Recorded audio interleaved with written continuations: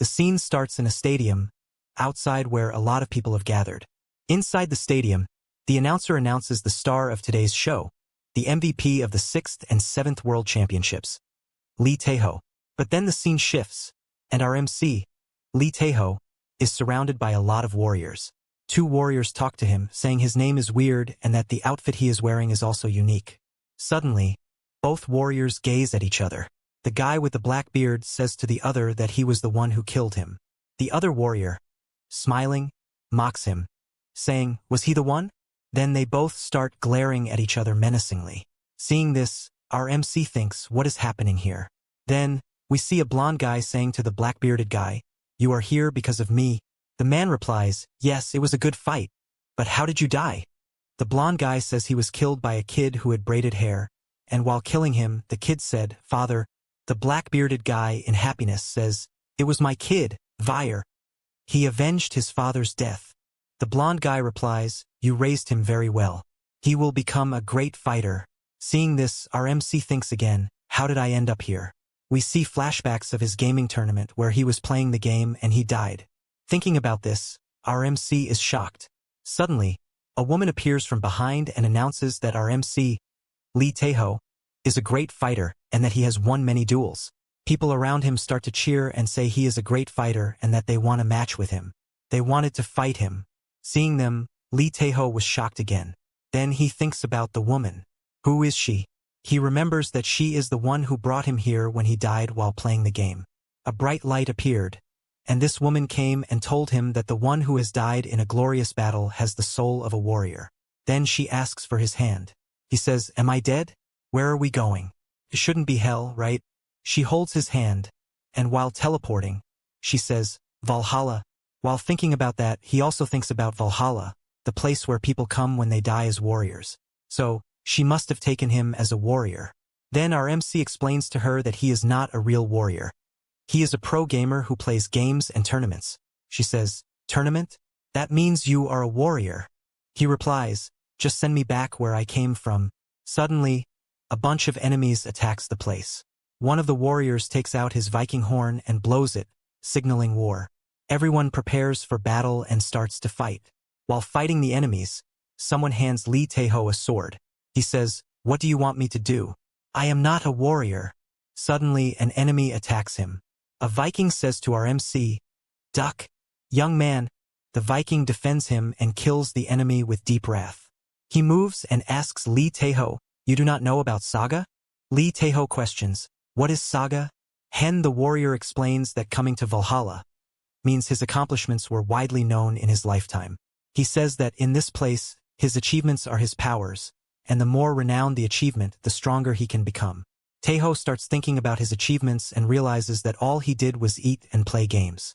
Then he remembers his in-game character, and we see the character riding on a dragon. His name is Karlstad. Suddenly, a lot of power surges into our MC, and something glows in front of his hand. The warrior says that Tae-ho has a saga as well and can see the glowing letters in front of his hand. Tae-ho's eyes glow blue, and he says that he doesn't recognize the characters, but he can read them. We see a screen displaying Saga, the immortal warrior, synchronization 1%. Tae-ho strikes a pose in front of the warrior, who looks at him confused. In his mind, Tae-ho thinks that if he can wield the power of Karlstad, he can become the strongest in the world. The warrior then yells at him to look ahead. As Tae-ho looks, he sees a monster attacking. He tries to block it but is thrown back. As he rolls and stands back up, he thinks there is no way Karlstad's power is this weak. Looking at the monster, he thinks Karlstad would have defeated this kind of enemy easily, and wonders if something is wrong with his saga. Then, noticing the synchronization rate, he gets enraged and says, "Why is it so small?" The warrior behind him is amazed by his actions and says, "This is as far as I can help. A saga doesn't end here. You should keep building your own story." As the warrior leaves, he says his name is Bjorn, and if he's alive, they will meet again. Looking at the monster, Tae-ho thinks about his 1% power of Karlstad. He starts to run toward the monster, eyeing the sword behind it. He remembers that Karlstad was a superhuman who could take on 100 soldiers alone. Sliding to grab the sword, he gets ready to fight. The monster tries to attack him with its hammer, but Tae-ho barely dodges and gains some distance. He remembers how Karlstad used to go through enemies like a storm. Again, a blue aura surrounds Taeho, and his Saga, the Karlstad of Lee Taeho, activates a skill, the Warrior's Charge. Taeho moves with great speed and attacks the monster like a storm. However, as he tries to stop, he cannot control his speed and falls down. We can see his eyes glowing blue. Taeho thinks, is this a new Saga added by recalling his achievement? He prepares himself, thinking that with this Saga ability, he can definitely survive. The scene shifts to a place where we see warriors drinking booze and enjoying themselves. Taeho, trying to bite through some meat and holding a mug of booze, says, is this a night banquet? All they serve here is booze and meat. Suddenly, a warrior startles him, saying that if he wants better food, he needs to level up his warrior rank. Eating, Taeho says, this is a banquet hall for beginners, and that's why the food and drink are so basic here. He asks Bjorn if he is a low-rank warrior. Bjorn says he's only here to briefly check on him. Taeho thanks Bjorn for telling him about the Saga, as it saved his life. But then Taeho suddenly realizes something and asks Bjorn, what happens if I die here? Bjorn replies, they will be transformed into the Iron Warriors. These warriors don't feel hunger or pain, and they will be able to fight forever. Taeho is shocked and says, that's not an Iron Warrior. That's an iron coffin. I really don't want to die. Bjorn then says, soon, you will be assigned to a legion. Taeho asks about his legion, and Bjorn replies, it's starting now. Suddenly, someone arrives and says to everyone that she has seen their performance today and is going to announce the legions they will be joining. Taeho says, it's a Valkyrie, and Bjorn explains that she is the daughter of Odin and is of noble lineage. Taking out her sword, the Valkyrie tells them to look into the cups they are holding to see the names of the gods they will pledge loyalty to. Bjorn says they will be assigned to an Asgardian god's legion and will gain more power from the gods. Taeho thinks, I only know two gods, Odin and Thor, and looks at his cup, hoping to be in Thor's or Odin's legion.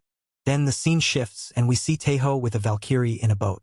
Taeho thinks they said it is a legion of gods and, grabbing his head in frustration, he wonders why he is alone. Seeing him, the Valkyrie asks what he is doing. Then she says that their legion also has its own strength. They have no one above them to nag and no one below them to cause trouble.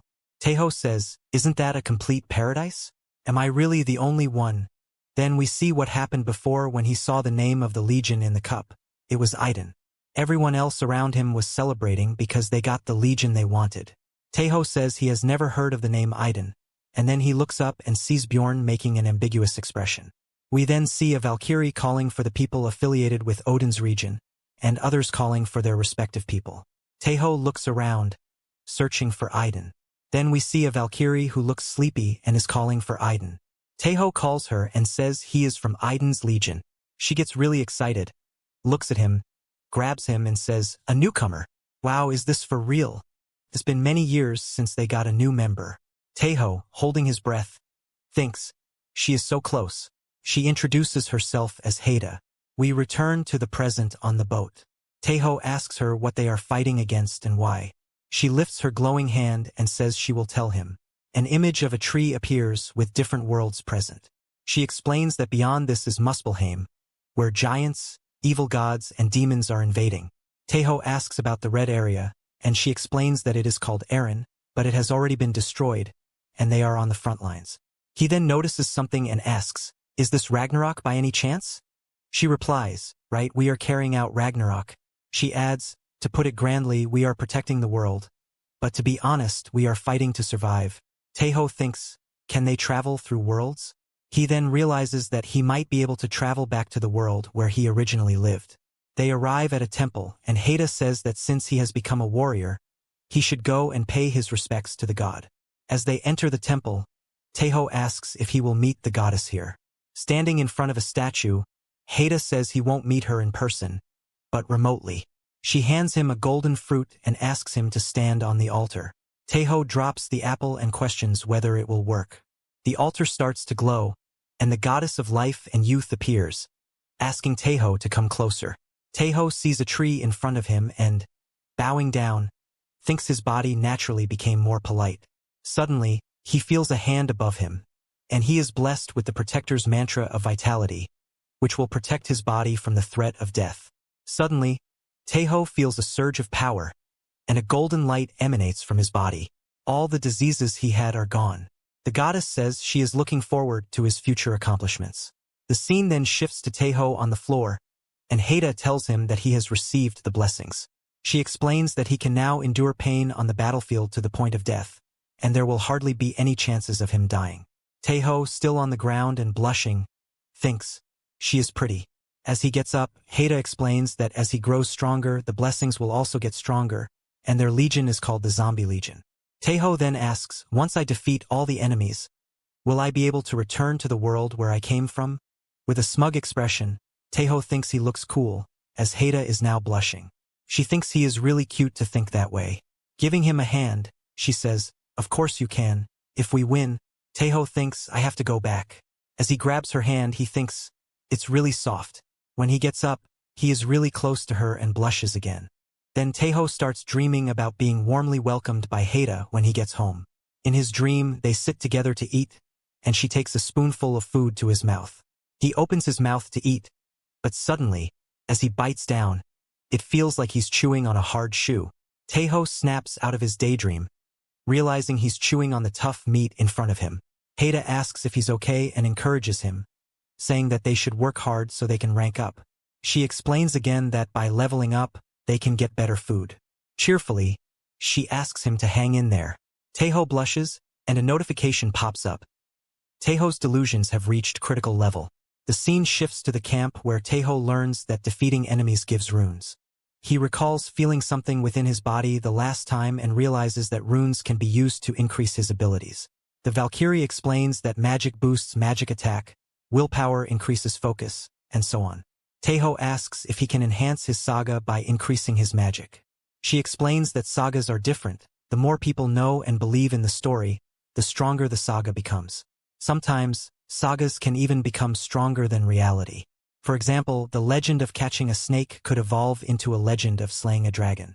Most people usually boost their strength and speed, but true sagas are more diverse. They are the embodiment of a legend. Taeho is shocked, realizing he could potentially create weapons or even summon an entire army. The Valkyrie tells him to remember that drawing on a saga's power and making it stronger all depends on him. Taeho reflects on his story, the legend of the Dragon Knight Karlstad. Suddenly, they notice someone ringing a huge bell. The Valkyrie tells Taeho they've received the deployment order. A bright purple light flashes before them. It's a portal. She points to it and tells him to go through it. Once everyone is assembled, they will head to the battlefield. She adjusts his new outfit and compliments him, saying it looks good on him. Taeho starts to blush as he sets off, but before he leaves, she calls out to him. As he turns back, she tells him to come back alive. Taeho confidently replies that he will. It's hard to kill him with Aiden's blessings. He steps through the portal and finds himself surrounded by large warriors. Taeho is shocked and wonders if there's a big battle ahead. Suddenly, a big hand slaps him on the back, and someone calls his name. It's Bjorn, saying, "We meet again." Bjorn comments that Taeho looks better and asks if his assigned Valkyrie is a beauty. Smacking him on the back again, Bjorn laughs and says all Valkyries are beautiful. The scene shifts to a man with red eyes, looking furious. Everyone is staring at Taeho, and the man asks if he is from Aiden's Legion. He orders Taeho to stand in the back because he looks strange standing alone. The man introduces himself as Ragnall from Heimdall's Legion and announces that he will be the commander for this battle. The goal of the battle is to reclaim territory. Standing in front of a portal, Ragnall yells, "Let's go, warriors of Valhalla, for Asgard and the 9 realms." We then see a snowy battlefield where some people are already fighting. As they fight, someone spots the reinforcements arriving and yells that they are here, giving the warriors a sense of relief. They push the enemy back, but suddenly, everyone looks up. A monstrous figure with a hammer stands atop a cliff. All eyes are on the monster as he leaps from the cliff, hammer in hand, and strikes, sending everyone flying. The monster is the boss called White Fang. The warriors surround him, wondering if he is the leader. Someone says that White Fang looks far stronger than a normal monster. A portal opens behind the monster, and more reinforcements arrive with Ragnall leading them. Upon seeing White Fang, the reinforcements are shocked. The monster swings his hammer, sending everyone flying again. Taeho emerges from the portal, stunned, and suddenly finds the monster standing right in front of him. ready to attack. This is the showdown between White Fang and Lee Taeho. Standing in front of the monstrous foe, Taeho thinks he should approach this like taking down a game boss. As the monster swings its massive hammer above him, Taeho focuses on the hammer, realizing that if he takes a direct hit, his shield would break. He throws the shield aside, pouring all his runes into agility. Just as the hammer comes crashing down, Taeho barely dodges the strike, shocking everyone around him. But the monster continues to attack, sending others flying, while Taeho makes a run for it. Looking back, Taeho thinks of a new strategy. He tells the others to aim for the monster's legs. Everyone charges forward while Taeho hangs back, but the next moment, they're all sent flying by the monster's strength. Taeho realizes he needs a different approach. As the monster closes in on him, preparing to strike, Taeho panics. Then suddenly, his eyes glow blue, and a memory flashes in his mind. His Saga warriors charge like a storm. Using his Saga, Taeho jumps high into the air, dodging the attack. While airborne, he remembers the promise he made to Haida not to die, and her teachings about Sagas. Taeho wonders if he can level up his Saga, perhaps even surpassing the basic vertical jump. Could he kick the air itself? With determination, he tries it, launching himself higher. From above, he aims his sword at the monster, slashing it as he falls to the ground. The monster is injured, but Taeho is also hurt from the impact. He realizes he's still alive thanks to Aiden's blessings. Taeho stands up, thinking this might be his only chance to finish the fight. His eyes and hand begin to glow, and he feels the need for a weapon. Suddenly, his Saga grants him the warrior's sword, and with all his strength, Taeho leaps into the sky and strikes the monster, delivering a powerful blow. The scene shifts to a mysterious figure, a woman holding something that resembles a chess piece. A crow lands nearby, and she speaks, saying, "They won." The crow comments that she must be reporting to Odin, but it corrects her, saying, "Not to me, but to the raven Hugin." The crow asks if anyone caught her eye. She remains silent at first, but when the crow presses, saying the warriors are all low-ranking, she finally says there is one, the one who stood out. The scene shifts back to Taeho, who is standing victorious with his sword. Everyone around him is celebrating the victory. As Taeho looks at the cheering crowd, he feels a sense of familiarity, like the old days. He thinks to himself that he wants to keep hearing those cheers. He wants to become stronger. He vows to become Valhalla's greatest warrior. Just then, someone grabs his shoulder, congratulating him on a job well done. It's Bjorn, who jokes that Taeho stole his dramatic final shot.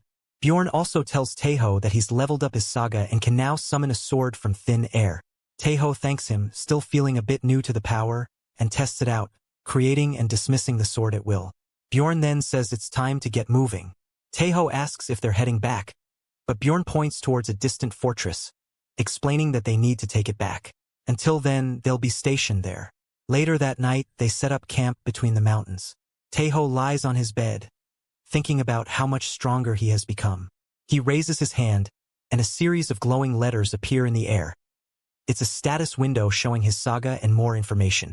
Taeho smiles, feeling happy as his sync rate has increased, and he's gained an extra Saga slot. Suddenly, someone arrives at his tent, smirking. Taeho's comrades seem to be holding back laughter, and he wonders why they're all looking at him like that. Then he sees the reason. He blushes as Haida enters the tent, calling for him. The scene shifts to the camp, where Haida is apologizing to Taeho. Then we see what happened 5 minutes earlier. Haida had asked Taeho to show his life achievements.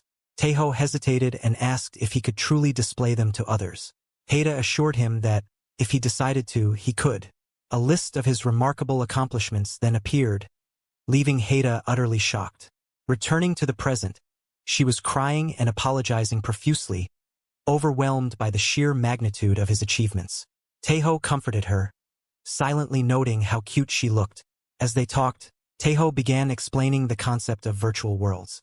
Haida struggled to grasp it but admitted that what he had accomplished was impressive regardless. Taeho reflected on how comforting the afterlife felt, despite its surreal nature. Haida then informed him that he could create as many sagas as he wanted, though at his current level, he could only craft one more for now. Taeho began deliberating on what his next saga should be. He realized he needed an attack skill but decided what he needed most was Dragon's Eye, an ability to see through everything. As he activated the ability, his eyes glowed blue, and he screamed, startling Haida. She thought he looked creepy and asked if he had decided. Taeho explained the ability's function. It allowed him to perceive opponents' details as if he were in a game. Out of curiosity, he looked at Haida, but the ability revealed more than he intended, causing his head to burst with pink clouds of embarrassment. Haida, alarmed, asked what was wrong. Later, Taeho, now bandaged, sheepishly admitted he had almost died of embarrassment. Haida, recovering, hugged him before heading out, remarking on how amazing and strong he was becoming. Taeho blushed again, and more pink clouds erupted from the tent. Shortly after Haida left, a green-haired man arrived. Introducing himself as Rolf from the Uller region, he explained he was sent to escort Taeho as everyone was gathering at their division's base. Using his dragon's eye, Taeho saw Rolf's nickname, Wolf Hunter, but accidentally activated his X-ray vision again, forcing him to turn away. Rolf, puzzled, wondered what Taeho was doing. As they walked, Rolf admitted he was jealous of Taeho, saying if a Valkyrie visited him, he'd brag forever. Taeho thought it was indeed like a celebrity visit, realizing the perks of Aiden's region weren't bad. Curious, Taeho asked about Uller Legion's blessings. Rolf explained they could choose between invisibility and tracking, though both could be unlocked later. Demonstrating his invisibility, Rolf said tracking allowed one to follow even the faintest trace. Taeho was impressed. They arrived at the meeting point, where Rolf introduced Taeho to his captain. Taeho was stunned to see a woman who wasn't a Valkyrie. She greeted him warmly, recognizing him as the warrior who had taken down the giant Newell earlier. Taeho felt an overwhelming aura from her, admiring her charisma. She informed him that the head commander would arrive soon, so he waited respectfully. Moments later, a glow appeared in the sky. Warriors cheered as a Valkyrie descended. Taeho was awestruck as the majestic figure introduced herself as Raskrid, chief commander of the battlefield and part of Odin's legion. She announced that the fallen Ragnall division would merge with Ceres. Addressing Ciri, Raskrid instructed her to take care of the new recruits. Ciri replied confidently, "As you command." Raskrid opened a scroll listing achievements and began distributing rewards. She called out, "Warrior Lee Taeho," to recognize his feat of defeating the giant Newell. Taeho received a bag of gold coins, a rune, and 10 contribution points. Though happy, he couldn't help but feel overwhelmed as whispers spread about his Valkyrie visit. Warriors were envious, as such a visit was rarer than defeating a boss. Raskrid silenced the crowd, outlining the next day's plan.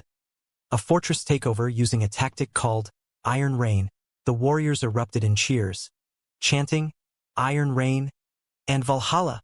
Taeho, confused, turned to Rolf and asked, "What's Iron Rain?"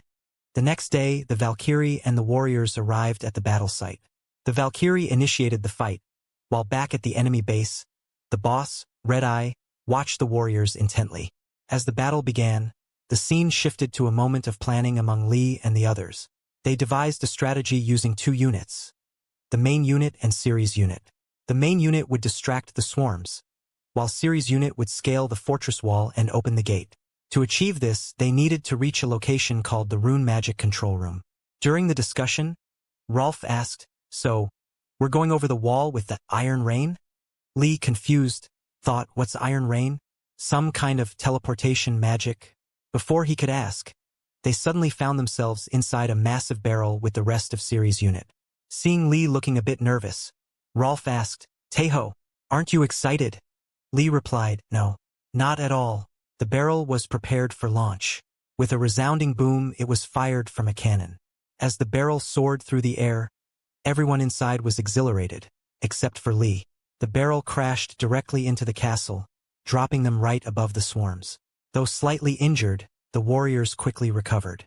Ciri shouted, "Prepare for battle. The enemy is coming." The Ciri unit was immediately surrounded by a swarm of giant bugs. Someone yelled, "Giant bugs move in groups of 5. Rolf, looking at the swarm, said, "But they all look the same." Lee, using his dragon eye power, scanned the swarm. Among the bugs, he spotted the leader. He declared, "I have a Saga." Ciri covered Lee and instructed him, "Point out the leader with your finger." She then screamed to the warriors, "Focus on the one I'm attacking." Lee pointed at the leader and Siri charged at it. The other warriors followed her lead, striking the giant bug with relentless ferocity. Out of nowhere, a new threat appeared, a swarm of wolves. Siri, assessing the situation, commanded Rolf, assemble a separate unit. Leave this to us and head to the control room. Take warrior Taeho with you. I'm leaving him in capable hands. Calling Lee the warrior of Yuden, Siri ensured he was ready for the mission. Lee joined the separate unit and Rolf led the way. Using his stealth movement, Rolf located a hidden door that connected to the control room. Opening it, they entered a long-forgotten passage filled with cobwebs. Looking around, Lee thought, this place hasn't been used in a very long time. Rolf and the others moved cautiously through the passage, unaware that they were being stalked by a giant spider. In an instant, the spider struck, ambushing one of the warriors. Lee screamed, Rolf, over there. They turned and saw the attacker. A wolf spider, massive and menacing, with hunger burning in its many eyes. It devoured the warrior almost instantly. They were too late to save him. Lee's voice broke the horrified silence. Rolf, there's more than one. Rolf turned, and his eyes widened in terror. Dozens of wolf spiders were emerging from the shadows, their fangs glistening in the dim light. While the others panicked, Lee stayed calm, using his dragon eye to analyze the creatures. He quickly discovered their weakness: fire. Calling upon his Saga, Lee shouted, Warrior's sword. Rolf looked on in shock as a glowing sword materialized in Lee's hand. Wasting no time, Lee infused it with his power, activating the Runefang effect. He hurled the sword into the swarm, causing a fiery explosion that cleared a path. Go! Lee shouted. The group ran, dodging spiders coming at them from every direction.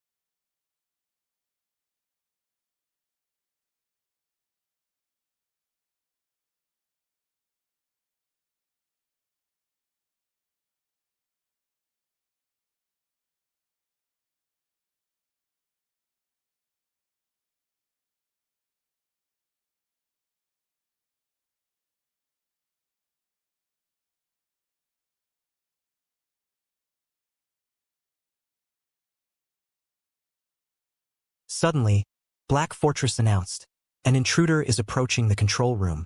Prepare for combat. They turned toward the thick iron door. They saw the horde of spiders outside scatter as a much larger and more dangerous entity arrived. It was Red Eye, the boss. The monstrous figure bellowed, Valhalla rats. I will tear you all to shreds. The group braced for battle. Lee and the others launched attacks, but Red Eye swung his massive hammer, sending one warrior flying into the wall. The boss's fiery gaze landed on Lee. With incredible speed, Red Eye spotted him midair and grabbed him. Got you, Red Eye snarled. Before Lee could react, Red Eye slammed him brutally into the ground. The impact was deafening. Raoul, looking at Taeho, screamed his name. Taeho was lying on the ground with blood coming out of his mouth. Suddenly, he felt a warm sensation, and a light shone in front of his eyes. He thought, this is what death feels like. As he lay there, the monster jumped on him, trying to attack. He thought, that wasn't it. Am I really going to die? At that moment, Raoul charged up his bow and shot a flame arrow. The flame arrow struck the monster directly, setting it ablaze. As the monster burned, the monster, now looking at Raoul, growled, I will kill you. However, it hesitated, unsure of whether to kill Raoul first or finish Taeho. who was pretending to be dead. Turning back to Raoul, the monster snarled, "You will be the first to die." Raoul, undeterred, loaded his bow with an arrow he broke with his teeth. Behind the monster, Tejo began to stir. Pain racked his body as he struggled to stand. He thought, "It hurts so much I could die." Standing shakily, he muttered, "I'm not dead yet." A blue aura surrounded him as he rushed toward the monster.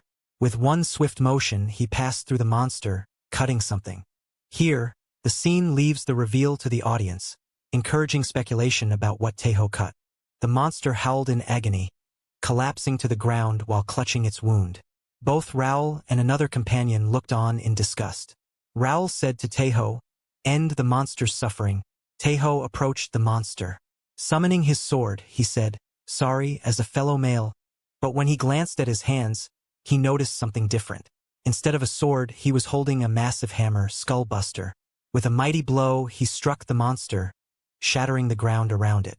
Raoul and the other companion, shocked by the display, leaped toward Tejo, shouting, "Glory to Aiden."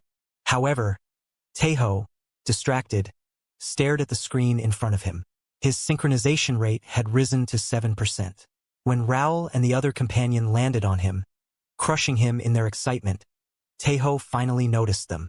They looked overjoyed.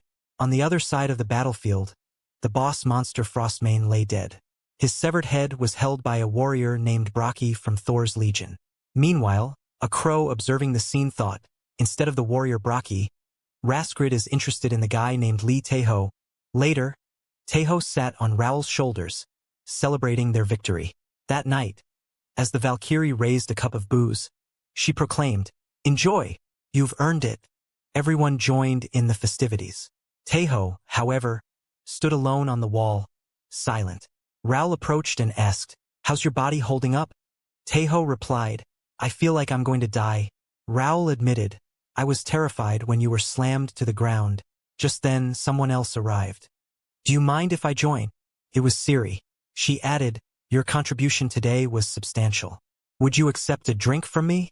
Raoul, blushing, replied, "It would be an honor." But before they could share the moment, everyone else stormed in, cheering, "Captain Siri." The group began celebrating again as Siri raised her cup, shouting, "Glory to Valhalla." Everyone echoed her cry, their excitement palpable. Tejo stood silently, holding his cup. He thought, Captain Siri isn't a cold person after all. Raoul began recounting how Tejo defeated the monster, leaving everyone in shock. Tejo, meanwhile, looked at Siri as she laughed and thought, she can make that kind of expression too. As the party continued in the Black Fortress Citadel, everyone was drinking, dancing, and enjoying the feast.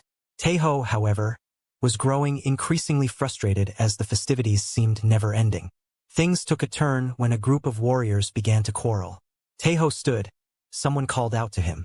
It was a Valkyrie. She informed him, "You have a visitor." The announcement drew the attention of everyone around, and they exclaimed in surprise, "A visitor?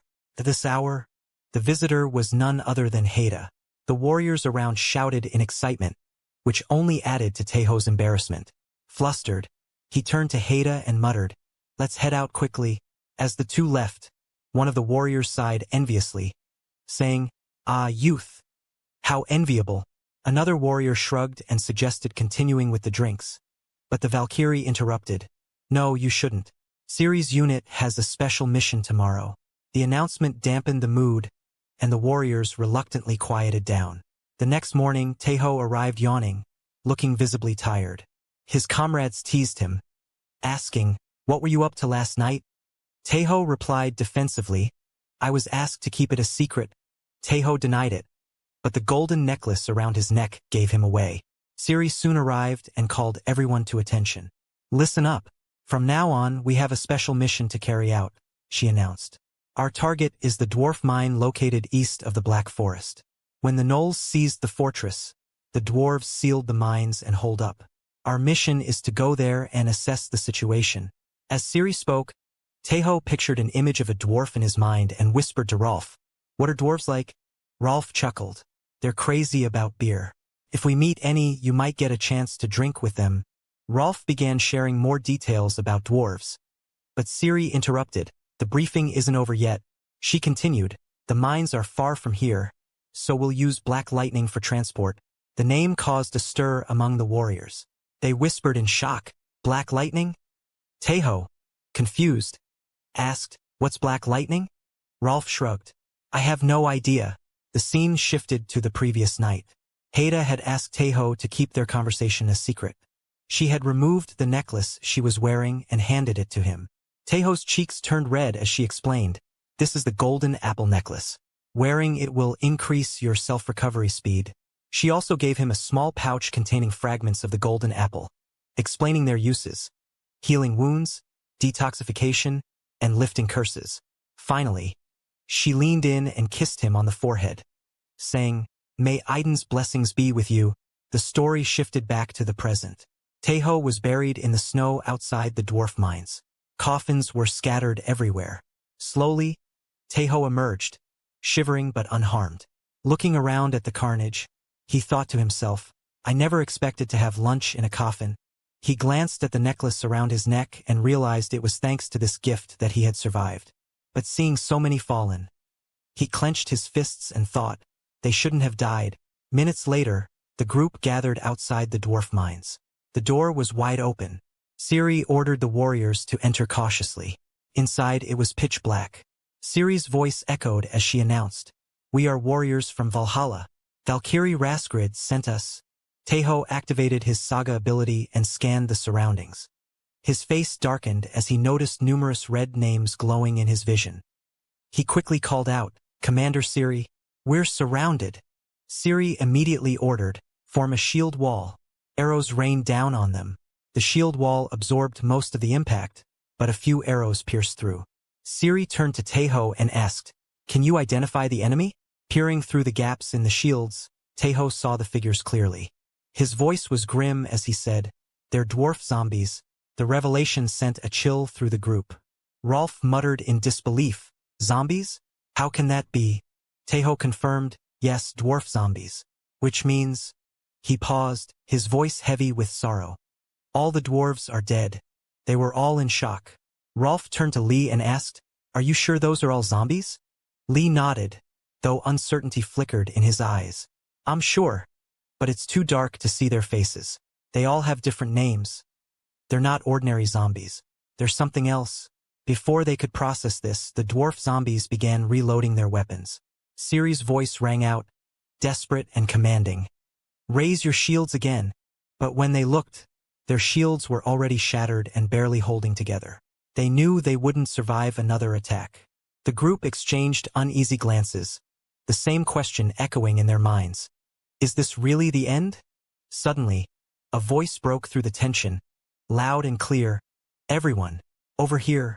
A man appeared wielding a Molotov cocktail. Close your eyes, he shouted before hurling it at the zombies.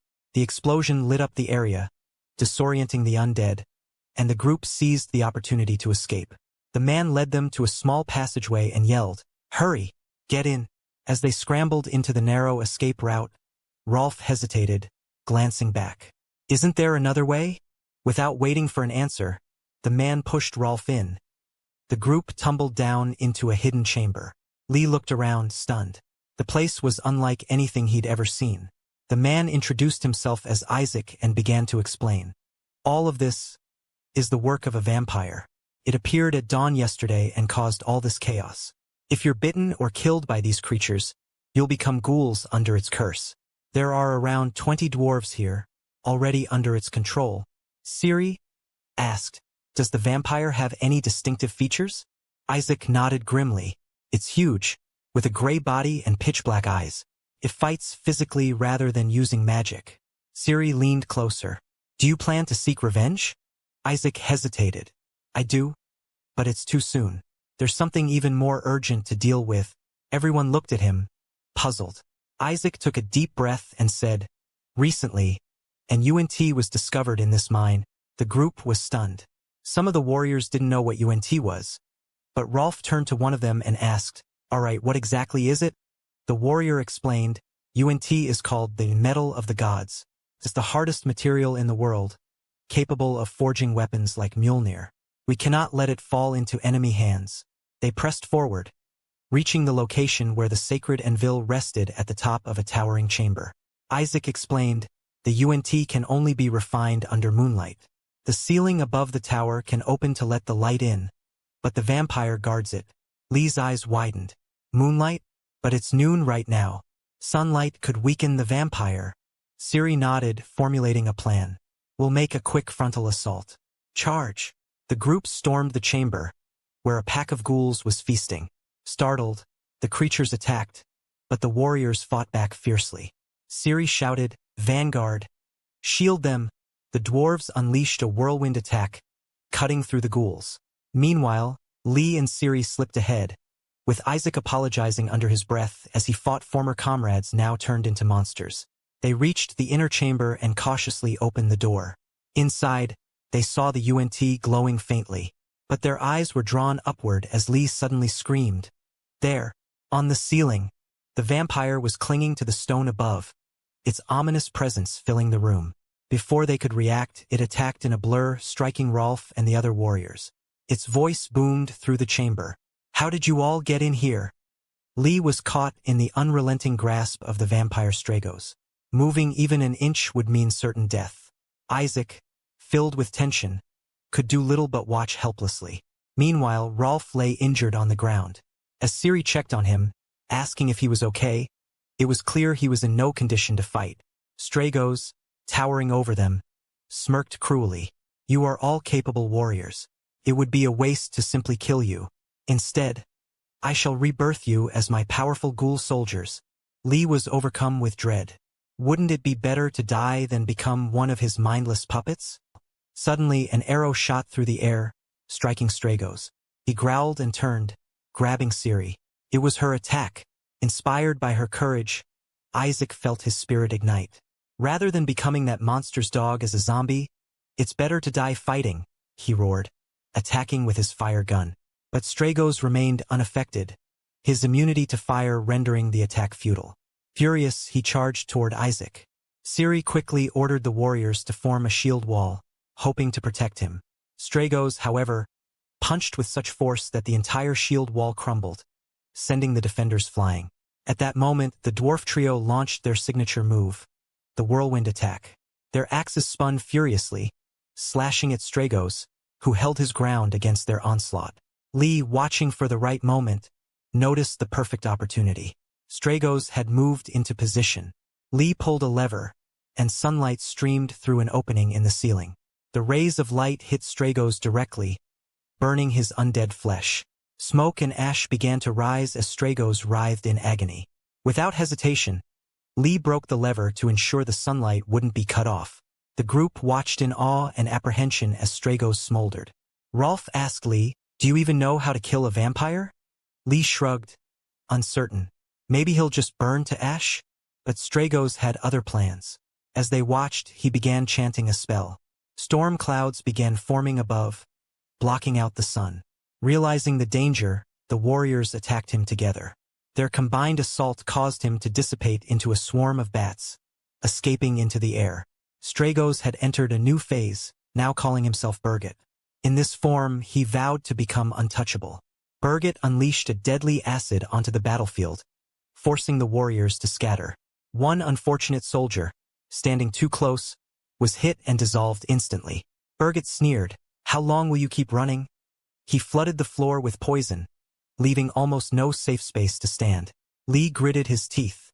This can't end here. Unsheathing his sword, he charged straight at Birgit. The vampire scoffed at Lee's recklessness. "Foolish mortal," he hissed, launching streams of poison. Yet Lee, using his agility, dodged every attack. Closing the distance, he struck Birgit from behind, his sword piercing the vampire's back. To his horror, the blade barely scratched the vampire's hardened skin. Birgit laughed mockingly, but before he could retaliate, Lee climbed onto his back. "What are you doing, human?" Birgit demanded, swiping at him. "How am I supposed to get down from here?" "You're too tall." "Not my problem," Birgit growled. "But I'll bring you down myself." The vampire prepared to crash straight into the ground to throw Lee off. However, something unexpected happened. A brilliant light radiated from Lee's chest. Birgit froze, stunned. Lee himself was shocked. Why now, of all times?